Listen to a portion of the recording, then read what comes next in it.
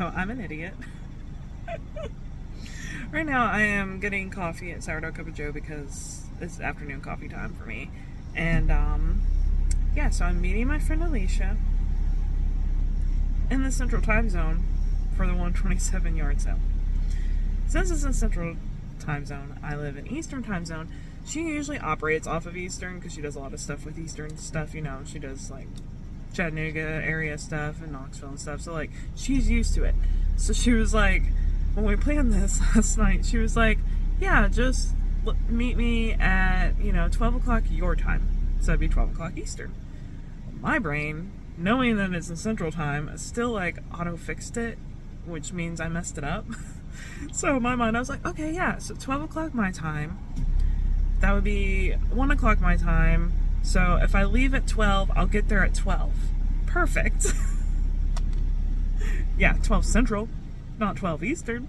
So I'm an idiot, and it literally took me until 12 o'clock Eastern time to realize my mistake. So she was already there waiting for me, and I was like, hey, I'm gonna be another hour because I haven't even left yet because I'm an idiot. So yeah, she's really nice about it. She's like, that kind of thing happens all the time because, the two different time zones. It is confusing, but I feel so terrible, and I can't believe I did that. Like, how stupid am I? But anyways, as you can see by the title of this video, we are doing the 127 yard sale, which I've heard about it for years now. I've never gone. So I wanted to make a point to actually go and check out as many sales as possible today. The plan is to go from Pikeville down to Signal Mountain if we have time, just depends, and then back, of course. So I think that is a good span of the Tennessee section. That is probably 3/4 of the Tennessee section, and this yard sale is literally from Michigan down to Alabama. So it is a long yard sale. We are not doing the whole thing. It is a 4-day yard sale. It started Thursday, today's Saturday, so tomorrow is the last day. And by the time you're watching this, it'll be the following year because I wanted to go ahead and release this in time so that you can plan for your trip instead of it being releasing it after the fact and you looking back and being like, well, that's cool, I won't remember that next year. So that is why we're pre-recording this a year in advance, so things look very different. That is why.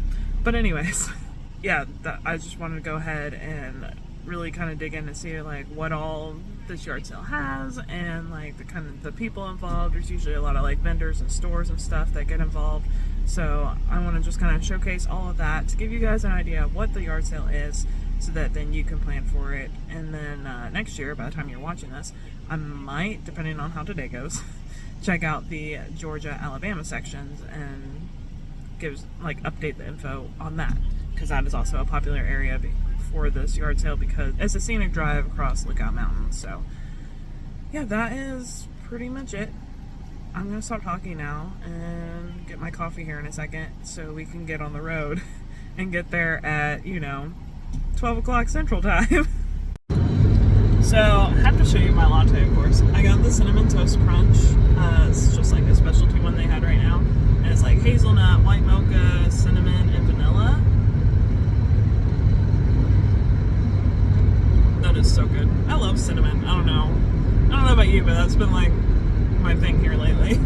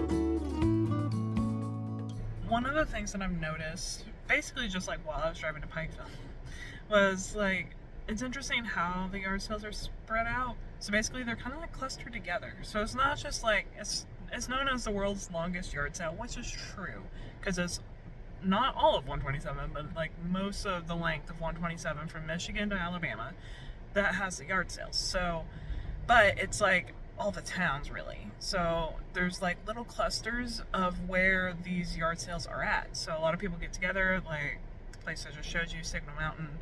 This place, they're basically renting spaces. So they rent out spaces to people that want to sell stuff, so everybody brings like their tents and sets up their whole little area, and that way people can park and walk around multiple yard sales basically all within the same area and just park that one time to see like hundreds of yard sales. So, which is a great idea.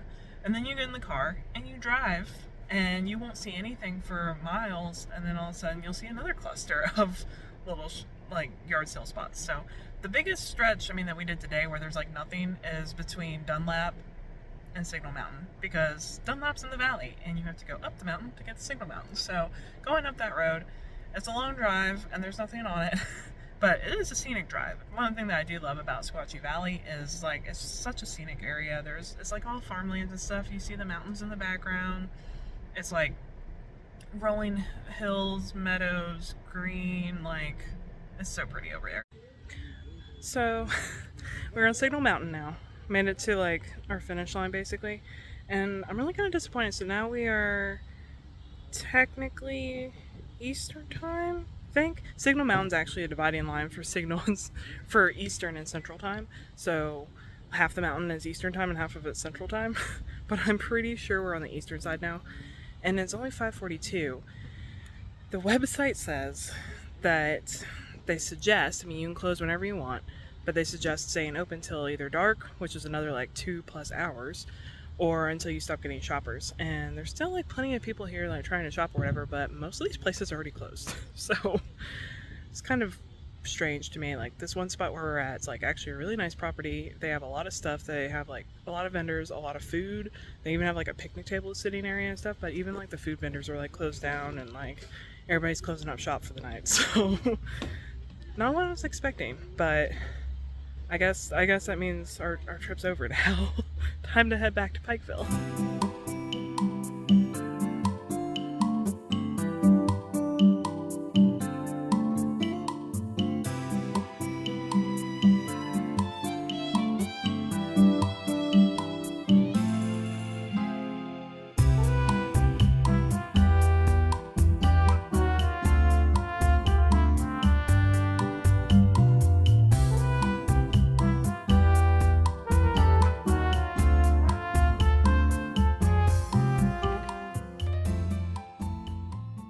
So I was gonna head back home now, but Alicia said that I have to go because I let it slip earlier that I've never been to a Piggly Wiggly. So she's like, I have to go to the Piggly Wiggly, and that they actually have their own shirts, probably like with the town name on them. So she said I had to get one. So let's go check out the Piggly Wiggly. So if you've never been to one, you get to explore it with me.